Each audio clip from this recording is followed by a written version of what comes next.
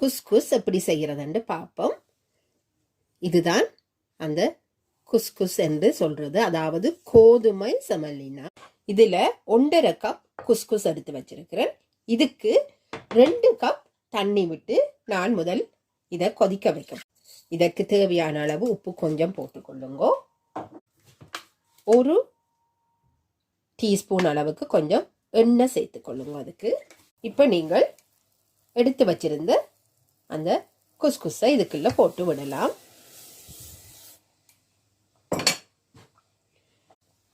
தண்ணி ஒரு கொதி வந்தானே நீங்கள் இப்படி இதை போட்டுட்டு அடுப்பை ஆஃப் பண்ணிக்கொண்டு ஒரு மூடியால் அதை மூடி விட்டு கொள்ளுங்க.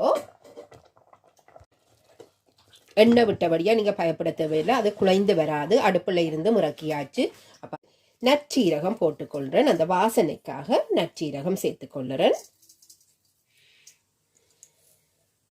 சின்னதாக நறுக்கின வெங்காயமும் கொஞ்சம் உள்ளிப்பற்களும் இதோட சேர்த்துக்கொள்கிறேன். இதுக்குள்ள நான் மிக்ஸ் பெப்பர்னு சொல்லுவோம், கேப்சிகம்னு சொல்லுவோம். அந்த குடமிளகாய் மாதிரி இருக்கிற அந்த கலர் மிளகாயில் நான் 3 கலரும் வெட்டி வச்சிருக்கிறேன். அதை விட ஃப்ரோசனில் வார சோளம், அதாவது ஸ்வீட் கார்ன் கொஞ்சம் எடுத்து வச்சிருக்கிறேன். இது எல்லாத்தையும் இதோட சேர்த்துக்கொள்ள போகிறேன். உங்களுக்கு விருப்பமான மரக்கறிகளை நீங்கள் இதில் சேர்த்துக்கொள்ளலாம். நீங்கள் இப்படியே இதை செய்து குழந்தைகளுக்கு ஸ்கூல் லஞ்ச் பாக்ஸுக்கு கூட இதை கொடுத்து விடலாம். நல்ல சத்தான ஒரு சுவையான உணவாக இருக்கும். இப்போ இந்த வெஜிடபிள் மிக்ஸுக்கு தேவையான அளவு உப்பை போட்டுக்கொள்ளுங்க. தனி மிளகாத்தூள் சேர்த்துக்கொள்கிறேன்.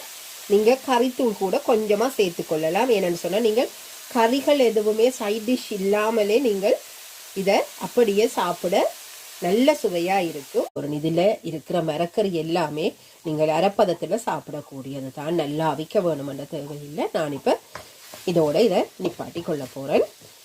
கிளறி விட்டாலே நான் சொன்ன அளவில் நீங்கள் எடுத்தாலே பாருங்க எவ்வளவு பூ மாதிரி எல்லாமே தனித்தனியே உதிர்ந்து வருதுன்னு பாருங்க.